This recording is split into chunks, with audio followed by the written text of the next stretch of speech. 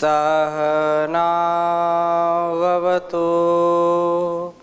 सहनौ भुनक्तु सह वीर्यं करवावहै तेजस्विनावधीतमस्तु मा विद्विषावहै। ओम शांति शांति शांति। वैदिक जीवन पद्धति की इस कक्षा में पुनः आप सभी का हार्दिक स्वागत है, अभिनंदन है।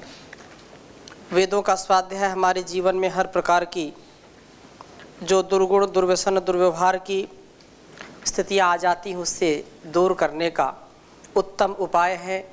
हताशा, निराशा की जो स्थिति आ जाती है हमारे सामने, विकराल काल भी हमारे सामने आ जाता है, ऐसी स्थिति में, ऐसे हाल में वह सर्व मुक्ति प्रदाता, सर्व सुखदाता परमात्मा हर प्रकार से हमारी रक्षा करता है।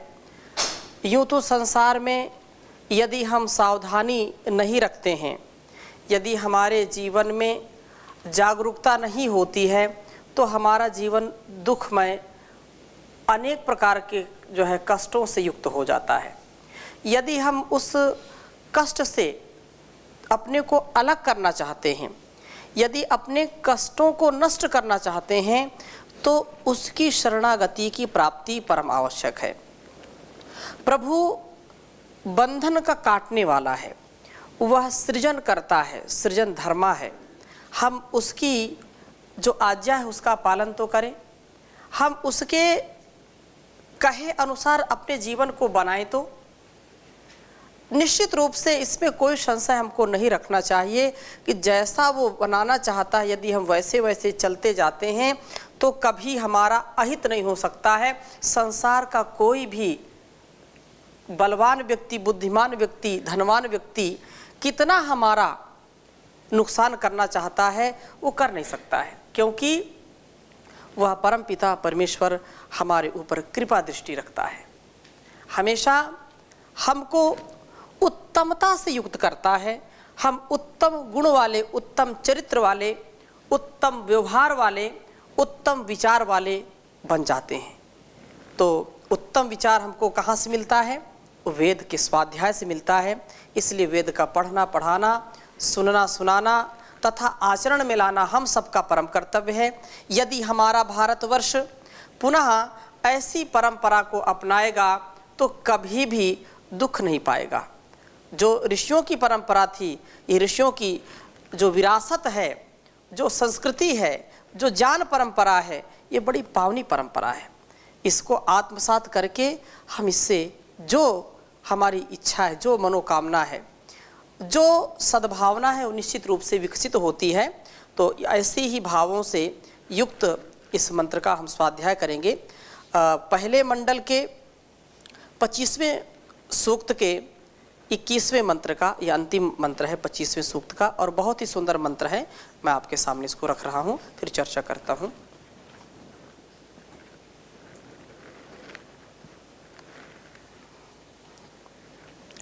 ओम उदुत्तमम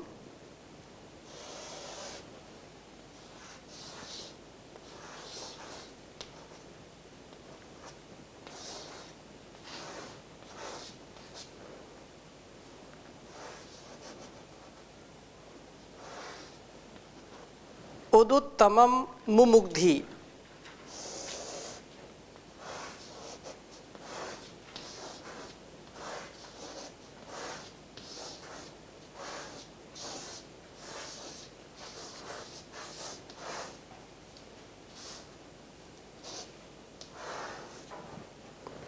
मुमुग्धि नो विपाशम मध्यमम।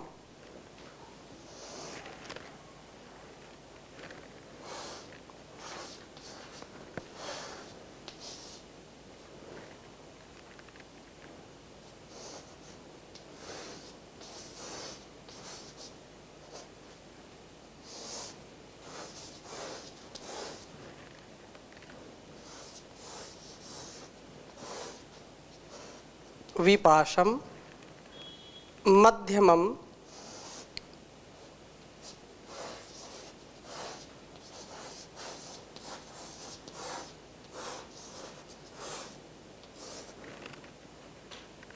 चिरित।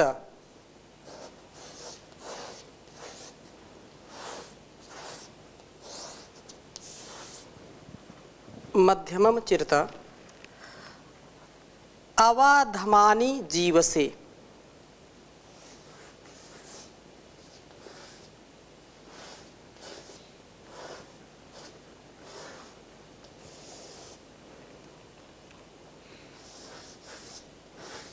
अवाधमानी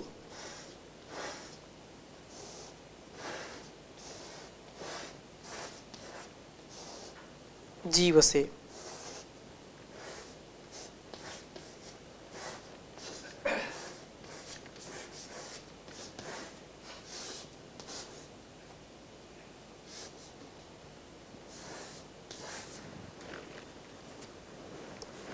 उच्चारण करेंगे।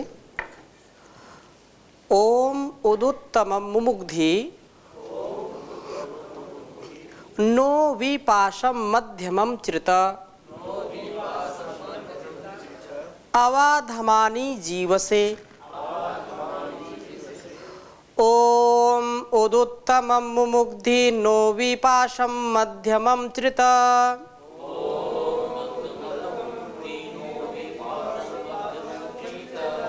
अवाधमानी जीवसे। ओम उदुत्तमं मुमुग्धि नो विपाशम मध्यमं चिरित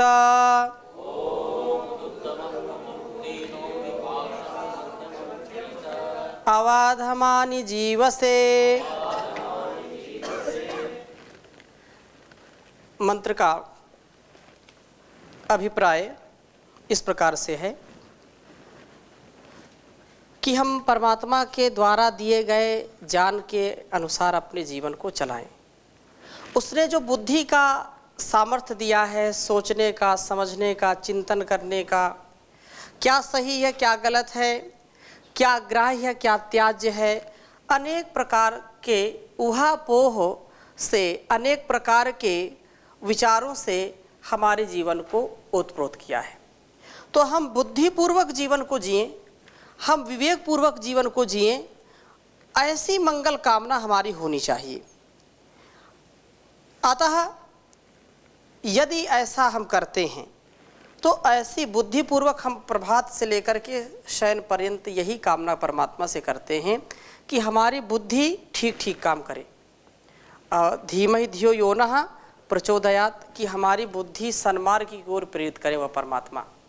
विश्वानि देव सवितर दुरितानि परासु यद भद्रम तन्न आसु या मेधाम देवगणाः पितरश्चोपासते तया मामध्य मेधाग्ने मेधाविनम कुरु।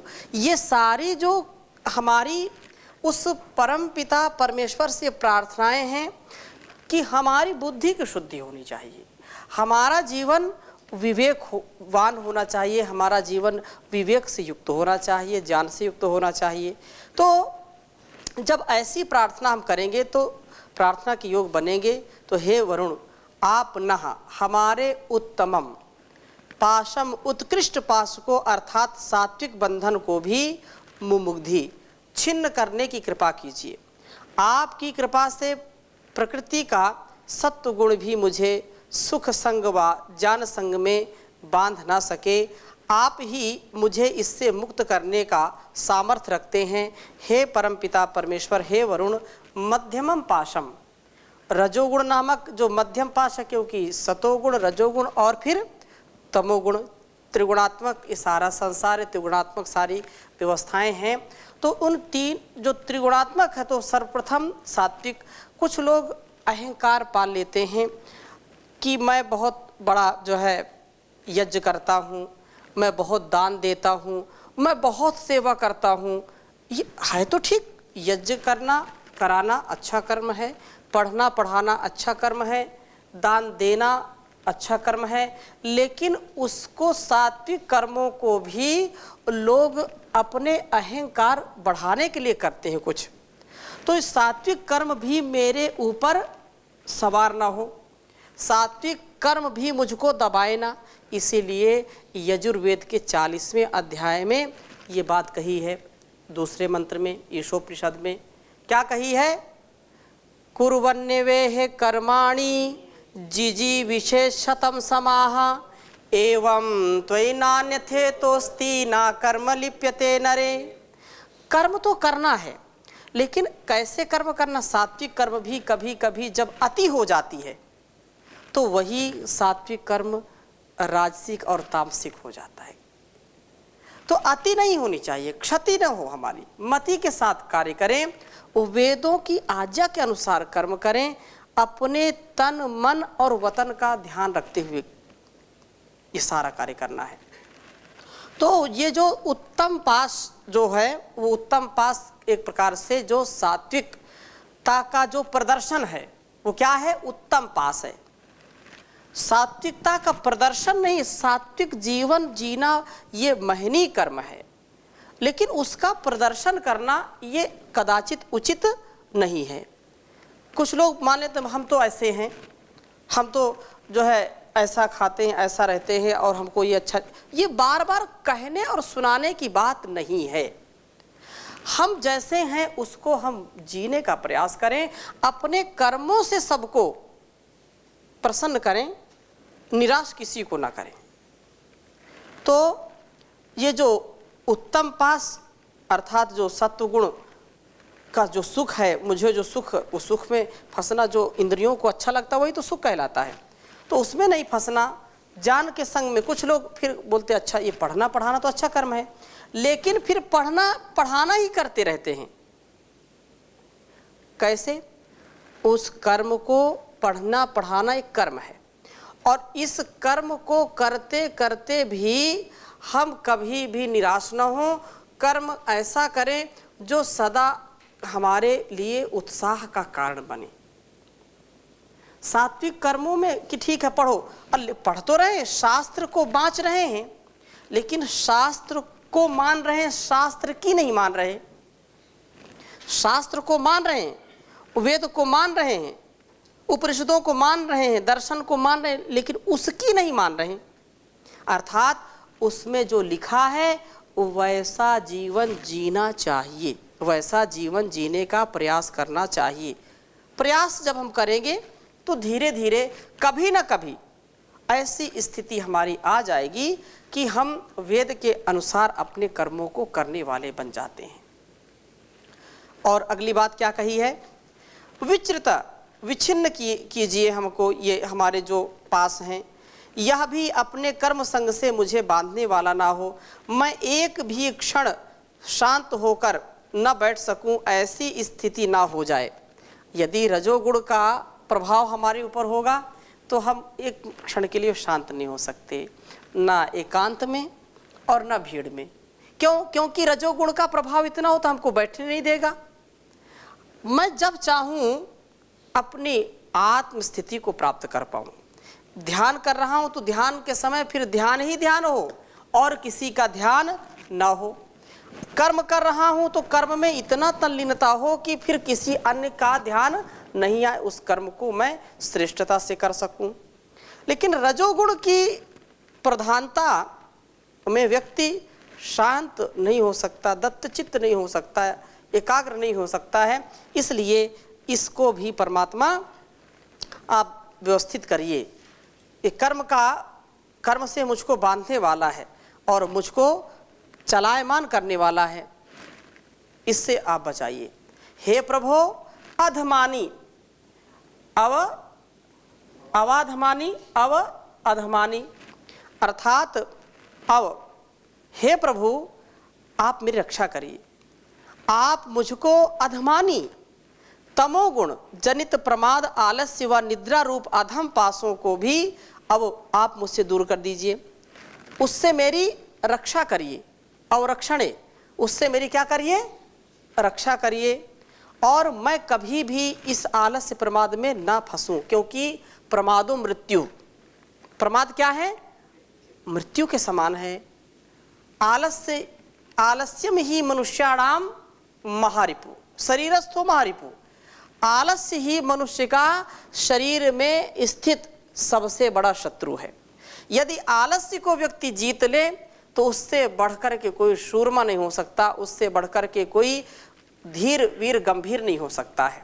परंतु आलस्य की आगोश में हम ऐसे आ जाते हैं, नींद आने लगती है, तंद्रा आने लगती है, तो उसको फिर निमंत्रण देते, ठीक है आ जाओ आ जाओ आ जाओ, और फिर धराशायी हो जाते हैं।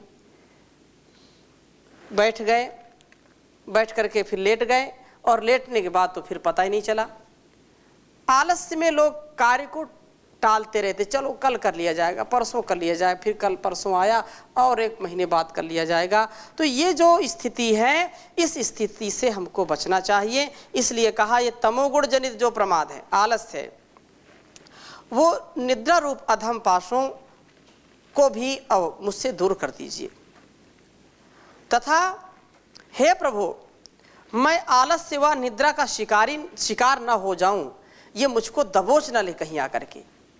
थोड़ी सी लापरवाही, थोड़ा सा प्रमाद, मस्तिष्क में थोड़ा सा प्रमाद, उसका बौद्धिक प्रमाद उसको कहते हैं। फिर शरीर का जो आलस्य, वो पता नहीं कितनी हानि हमको उठानी पड़ती है एक जरा सी लापरवाही में।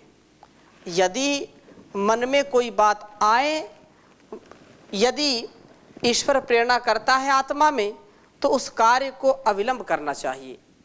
धर्म से त्वरिता गति ही कहा है। धर्म की गति क्या है? तेज है, ये क्षणिक होता है। और अगर आपके मन में एक बार यदि पुण्य का या धर्म करने का, स्वकर्तव्य करने का भाव आ गया, तो उसको झटपट कर लेना चाहिए, उसको कल में नहीं छोड़ना चाहिए। क्योंकि ये पल पल कल भी बीतता जाता है, हर पल ये समय बीतता जाता है। अपने जीवन की समृद्धि के लिए, विकास के लिए व्यक्ति आलस्य प्रमाद में ना रहे। आलस्य प्रमाद उसके अंदर स्वयं बैठा हुआ सबसे बड़ा शत्रु है। संसार के जो शत्रु हैं वो तो हो सकता है वार करें ना करें, और वो कर भी दें तो हम बच जाएंगे, लेकिन अंदर जो छुपा बैठा है शत्रु, जो दुश्मन अंदर बैठा है, वो जब वार करता है तो हम बच नहीं पाते। हम अब देखिए, अब आलस में बैठे हैं, चलो कोई बात नहीं, कल कर लेंगे, परसों कर लेंगे, और वो कार्य पड़ा रह जाता है, चलो अभी करते हैं, और घंटों व्यतीत हो जाते हैं, हम कर नहीं पाते, समय नष्ट हो गया। इसलिए इसको आप दूर कर दीजिए। हे परमपिता परमेश्वर, जिससे जीव से मैं अपना, ऐसी कृपा मेरे ऊपर करिए जिससे मैं अपना जीवन उत्तम बना सकूं, उन्नति युक्त कर सकूं, जीवन उत्कर्ष के लिए, जीवन में निरंतर आगे बढ़ने के लिए सात्विक, राजस और तामस सभी बंधनों से मुक्त होना आवश्यक है। सात्विक भी और तामसिक भी, राजसिक और तामसिक तीनों प्रकार के जब हम बंधनों से या इसके प्रभाव से ऊपर उठेंगे, तो निश्चित रूप से हमारा जीवन अत्यंत हितकारी हो जाएगा, दूसरों के लिए भी बहुत ही अच्छा हो जाएगा। अतः हमको इस प्रकार से समझना चाहिए कि हम बहुत ही दिव्यता से युक्त होकर के जीवन जीने का प्रयास करें। क्योंकि यदि हम पुरुषार्थ नहीं करेंगे, यदि अपने ऊपर कार्य नहीं करेंगे, तो फिर हम कुछ भी नहीं कर सकते। बिना पुरुषार्थ किए, बिना उस परमात्मा की भक्ति किए हम कुछ भी नहीं हैं। हमारा एक भी कार्य हमारी उन्नति नहीं कर सकता यदि हमने बेहोशी में जीवन जिया। और यदि होश पूर्वक, ज्ञान पूर्वक जीवन को व्यतीत करते हैं, तो निश्चित रूप से हमारा कल्याण होता है। निरंतर पुरुषार्थ करने वाला व्यक्ति सब कुछ पा सकता है, और पुरुषार्थ से हीन व्यक्ति कुछ भी नहीं पा सकता है। इसलिए कहते हैं, सकल पदार्थ है जग माही, कर्महीन नर पावत नाही। कर्म प्रधान विश्व रचि राखा, जो जस करहि सो तस फल चाखा। जैसा जिसका कर्म होता है उसको वैसा ही फल मिलता है। कोई भी ऐसा व्यक्ति आजकल में टालने वाला व्यक्ति कभी भी नहीं हो सकता है। इसलिए व्यक्ति का जो अमृत पद है वो अमृत पद यही है, शास्त्रों का जैसा आदेश निर्देश है उसको हम अपने जीवन में उतारने का प्रयास करें। इसलिए शास्त्र का हम कभी भी अनादर न करें, शास्त्र पढ़ें और उसको अपने जीवन में उतारने का प्रयास करें, तब ये जाकर के हमारा जीवन अच्छा बनेगा, नहीं तो बहुत स्थिति खराब हो जाएगी। क्योंकि कामनाएं तो अनंत हैं, जो भोग है अनंत हैं, उनको हम भोग नहीं सकते हैं, संपूर्णता से भोग नहीं सकते हैं। अतः ये बात विदुर नीति में भी कही, महाभारत में आया, न जातु कामान न भयान न लोभात धर्मम त्यजे जीवितस्यापि हेतोः धर्मो नित्यः सुख दुखे त्वनित्ये जीवो नित्यो हेतुरस्य त्वनित्यः। ये कहा कि न कामना से, न भय से, न लोभ से, धर्म को जीवन की रक्षा के लिए भी नहीं त्यागना चाहिए। अर्थात कभी भी अपने कर्तव्य पथ से, कभी भी धर्म के पथ से हमको डिगना नहीं चाहिए, धर्म के रास्ते पर हमको चलना चाहिए। वेद का जो रास्ता है उससे हम अपने जीवन को पार लगाएं, क्योंकि धर्मो नित्य सुख दुखे तो नित्य, ये धर्म तो नित्य है, धर्म सदा रहने वाला है, और सुख दुख क्या है, ये अनित्य है। एक क्षण में सुख आता है, दूसरे क्षण दुख आता है। जैसे रात्रि है, दिन है, सुबह और शाम है, एक सिक्के के दो पहलू होते हैं। तो हम धर्म को जो शाश्वत है उससे हम कभी भी विमुख ना हो, धर्म का पालन सदा करते रहें, इससे कभी नीचे ना गिरें। यह सदा रहने वाला है, और शरीर के भोग जो है, भोग जाने पर सुख दुख आते जाते रहते हैं। जीव जो आत्मा है नित्य है, पर उसका शरीर धारण का हेतु अनित्य है। अतः हम सदा सर्वदा उसकी भक्ति करें, उसके जीवन उसके आदेश में लगा दें, अर्थात उसका जो आदेश निर्देश हमारे लिए है उससे एक पल के लिए भी हम कभी भी इधर उधर न जाएं। और ऐसा यदि अपने व्यवहार में मनसा वाचा कर्मणा कर पाते हैं तो सच्चा जीवन यही है। नहीं तो कितने लोग आए, कितने चले गए, कोई गिनती नहीं है। हम स्वयं नहीं जानते कि कितने लोग सृष्टि के आदि से अब तक, कितने लोग आए और कितने इस माटी में चले गए, कितने आए और कितने इस माटी ने खाए, हम नहीं जानते। और हमारी भी वही गति होने वाली है, हमारी भी वही गति होने वाली है। इसलिए मति से अपने जीवन को चलाएं, अपने जीवन का एक एक पल जो है उस परमात्मा की भक्ति में लगाएं। और ऐसा करने से व्यक्ति देखिएगा कि उसका जीवन कितना पवित्र हो गया, कितना निर्मल हो गया। जब जागे तभी सवेरा, ऐसा कहते हैं। अभी तक जो हुआ सो हुआ, लेकिन अब तो हम जाग जाएं, अब तो अपने जीवन को श्रेष्ठ बनाने का प्रयास करें। उस परमात्मा का यही नमस्कार है, उसका यही सत्कार है कि हम उसकी आज्ञा का पालन करें, उसके आज्ञा के अनुसार अपने जीवन को चलाएं। और बहुत सुंदर बात कही है, नमस्कार भगवन तुमको भक्तों का बारंबार हो।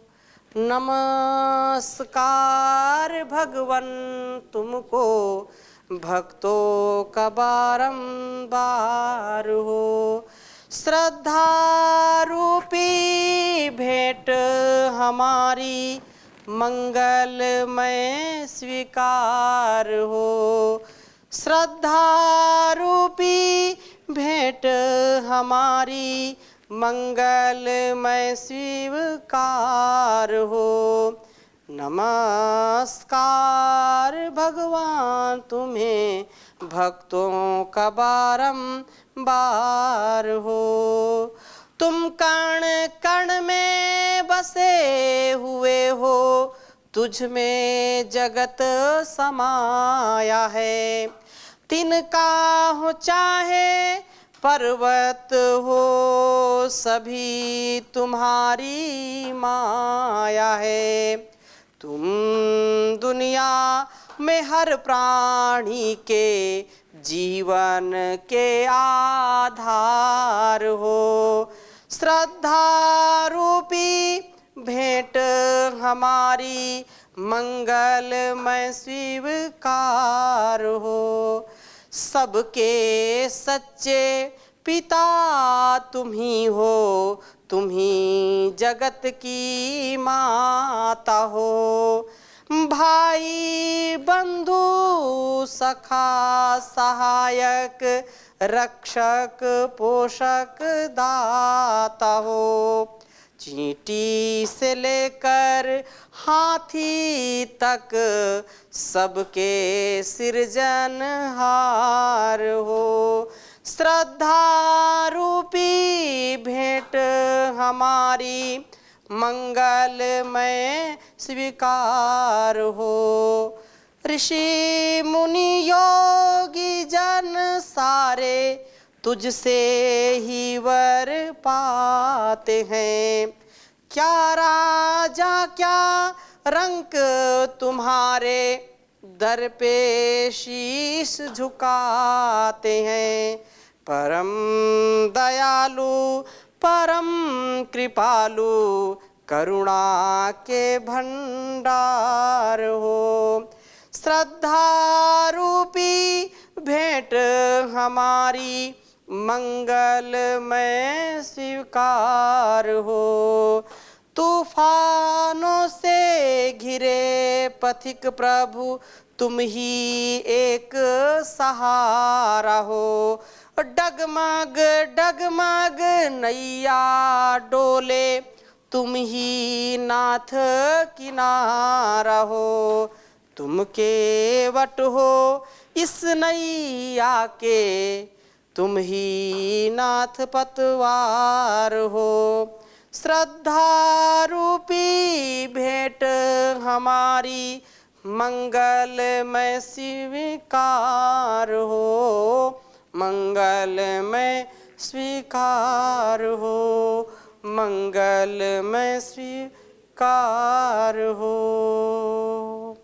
ओम शांति शांति शांति।